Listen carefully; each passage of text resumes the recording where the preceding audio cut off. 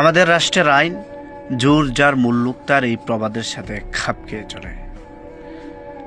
আমার জীবনের পুরোটা সময়ে আমি যতগুলো বিচার অনলাইন কিংবা অফলাইনে দেখেছি, এর অধিকাংশ বিচারই সাম্য বিরোধী। যেখানে রাষ্ট্রের প্রত্যেকটা আইনে সাম্যের কথা বলা হয়েছে, সেখানে অপরাধ না করার পরেও কেন একটা মানুষ 10 বছর কারাগারে? কেন সমাজের চোখে অসহায় ব্যক্তিরই অপরাধী? কোথায় সাম্য? কোথায় স্বাধীনতা? আমরা বইয়ের পাতায় যা পড়েছি, যা দেখেছি, যা শুনেছি, এর 1% আইন বাংলাদেশে আমার মনে হয় কায়েম নাই। এজন্যই তো একের পর এক খুন, চাঁদাবাজি, সন্ত্রাসী, হত্যাকাণ্ড।